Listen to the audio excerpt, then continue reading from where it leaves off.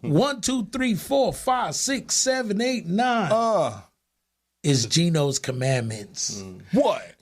So check this out. We at Mars Media Studio. Yes, sir. Okay. We're at the Entrepreneur Hour. Yes, sir. And thank God for the air conditioner. Whew. You got Gino sweating like a hooker in church, man. Let's go. Hebrew slave. There you go. We got the man behind the Entrepreneur Hour, Clue. Yes, sir. And we're here today with two guests. Two very, very special guests to me. Guests that I go back with a long, long time. To my right, actually, you know what? I'm a gentleman, so I'm going to go to my left. Thank you. Publicist extraordinaire, Nadia Worsely. Ooh. Okay. Hey. To my right, Steve Boss Haas. Yes, sir. All right. Man. Thank you guys for coming to the Entrepreneur Hour. Absolutely, bro. It's No Grammy problem. weekend. I know y'all got stuff to do. I'm glad y'all are here, and we got some stuff we going, afterwards. But anyways, to get into the show, my co-host Gino and myself, we're like I said, we'd like to welcome you here. And one of the things I really want to get into is your publicist, right? Yes. Everybody needs a publicist. Gino could use a publicist. I could use a publicist. Boss, you know how important publicists are. Absolutely. You know what I mean? Yes. What got you into this? Growing up, I always knew that I wanted to work somewhere in business. Didn't really know I wanted to work in PR until I was like 14. I had seen a show. I forgot the name of the show. I think Diddy had some women sitting on his couch, and I'm like, Mom, what do they do? They're next to Diddy. That's all. I want to be next to a celebrity. And my mom was like, they're called a publicist. I'm like, oh my gosh, like that's something that I want to do. And then I didn't realize what they do exactly until I was about 18, and I'm like, okay, so there's writing involved. Like I can't just sit on Diddy's couch. I can't sit on What Diddy's do you couch? mean? So that's kind of then I did a quick little internship, and then I really didn't know. I didn't really learn how to do PR in that internship, which is sad. Right. Well, I had to learn PR on my own. Which is usually the best way to learn because you obviously messed up and you obviously fix your mistakes and so forth and everything, right? Yes. Okay, that's dope. And when you first started, you were doing music. You were working with music artists. Yes. I was working with a lot of indie artists and up and coming musicians. AKA most artists with no budgets. So yeah, we're gonna stride away from that, right? And now, Boss. Yes, sir. Now I've known you for what? Over a decade? Yes. Over absolutely. a decade, right? Uh-huh. From music, you know what I mean, to the fact that now you got your own brand, you just everywhere with it. The 7 is everywhere. Yeah. Please tell everybody what the 7 really represents. Man, 7%er, baby. I started about 4 years ago. I always wanted to inspire people. But I didn't want it tied to just directly me, like Boss Hall's inspiration. Okay. So 7 is my favorite number. Mm-hmm. So I started Googling billionaires and millionaires, and it was always debatable, the number, 4, 5, 6% of the billionaires in the world. So I was like, well, how can I flip that into making people inspire off the number 7? So I created 7% of the people in the world going after a dream, going after a hustle. If you are fighting for something, if you're going for a dream, you're going for a goal, you are part of that elite 7 that's going for a dream, that's going for a goal. So I created 7%er. Shout out my artist, Stevie Dub. Stevie.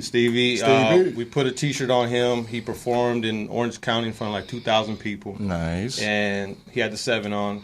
And after that, it kind of just took off. Everyone was like, what's the 7%er? Because it implies that you're a part of something. Yeah. And so when you're a 7%er, it implies that you're going after something. So now, I mean, like you said, Clue, like you see the 7 everywhere. People are texting me like, yo, I saw 7%er in Starbucks, or I saw it in Target. I saw this over here. I saw a homeboy wearing the 7 on Instagram.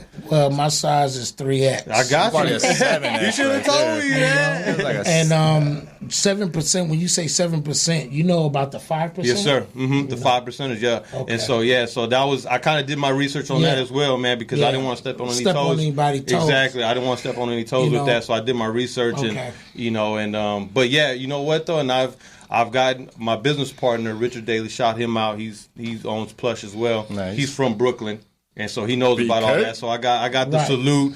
Shout out my big homie Steve Lobel too. Hey, he's a New Yorker too. So I got the co-sign on that as well. And like I said, I wanted to stay away from. That's a totally separate Right. Totally Right. separate entity, and and I definitely did my research on that. Thank you. And because you will get approached. Oh yeah, for sure. By that. Oh yeah. For sure. Because they're 5% of people who have knowledge of self. Yes. Mm-hmm. So now, I mean, everybody knows how important a brand is. Mm-hmm. Now, when it comes to branding, can you drop like a few jewels on them? Not something, not something they got to drop a retainer on. You know what I mean? Keep those, but something that'll make them want to, My number one tip is to stay consistent. Stay consistent across all social media platforms. Stay consistent with promoting your brand. Don't start today, be gone off the scene for 3 months, come back, be gone for a year, because you need people to catch on who you are and what you do. So they start to see you a lot. They're like, you know what, who's this person? I want to be a part of what they're building. So just consistency is like my number one advice, because so many people want to start a clothing brand, then they fall off, right, and then they try to come back, and they do something else because that's not working out, and then they want to come back again, but you've already lost the attention, and you lost momentum. You lost momentum, and you lost attention for your potential followers. Totally agree. And what would you say would be the best social site? You think it depends on the artist and the brand? It depends. I tell people you don't need to be on every social media platform to build a presence. Stick with 2 to 3 and go hard on that shit. Go hard on that social media platform. If Twitter's your thing, do Twitter. Be consistent. Show up to your followers. Show what your brand is made of. Tell a story. If Facebook is what you like, be consistent. Show up on Facebook at all times. There you go. Absolutely. Let me ask you something. Where can I find you at? I am on Facebook, Twitter, and I am on Instagram, and I'm under 1288 Agency, which is my PR firm. Okay, thank you. No problem. Now, boss. Yes, sir. Where can they find you at? Boss Haas on Instagram, BOSSHAAS, at 7%er on Instagram, at Steve Boss Haas on Facebook. There you go. See what I mean? And I'm surrounded by a lot of entrepreneurs. Me and Gino, like I said, we go back forever in different stations and so forth, and we always had a kind of a vision of how it is. You know what I mean? And he has, it's the music showcase, the entrepreneur hour. Everybody has their own brand, but what I wanted to do, me specifically, was bring everybody together. You know what I'm saying? Like with artists, because there's so many gems that people can pick up. You know what I'm saying? And stuff that maybe your perspective makes another person think about their perspective and so forth. You know what I mean? And it's a beautiful thing. Now, when it's going good, it's going good. All right? When it's going bad, you wonder why you started in the first place. Boss, don't believe that shit. He just wanted to run his mouth. No, okay, look, I mean, you know what? I mean, any and everybody who's going after a dream, the first part is just actually taking that step to go do it. Right. It's hard because you're going to have doubters, you're going to have haters, and they're going to be in your inner circle. Yeah. And those are the people that are going to like, man, why are you doing that? Why are you doing that? But it's the faith, it's the dedication, it's the consistency that you need to go after it. You're going to spend a lot of your own money. You're going to spend a lot of your own time. You're going to be broke. You're going to be hungry. You're going to be tired, self-doubt. Why? Check. We checking all them shits off. Check. You got to remember when you're going after a dream and going after a goal, you got to celebrate the little small victories. You have to, because if you don't celebrate those victories, then what you doing it for? Even if, like, I shot a behind-the-scenes video for Meek Mill one time. Yeah. And I got paid $500. And to me, that was, like, the biggest thing. I was like, man, I was like, cool. That was a victory. And now I'm able to put that on my resume. Right. You know what I mean? I'm able to put that on my resume and say I actually did it. Yes. So you got to celebrate those little victories, connect with people, follow up. You know what I mean? Be truthful to your word. Follow up and believe in your brand and be creative. Find people that want to be creative with you. Right. And everyone knows their role. Teamwork, baby. Boss, how many years have you been doing this? Man, I started, honestly, in 2009, I came in the game in 2009. My little brother said, yo, I rap. And so I was like, let me hear it. And so I was like, all right. I fuck with it. Yeah, so okay. I called my boy who was managing Earth, Wind, and Fire. He was the road manager, and I gave him some ideas, and he's like, you know what, boss? I never, ever do this, but you have your passport. I said, no. He goes, get your passport and come to Japan with me. This is when Michael Jackson just passed away. And I didn't know my role. I got my passport.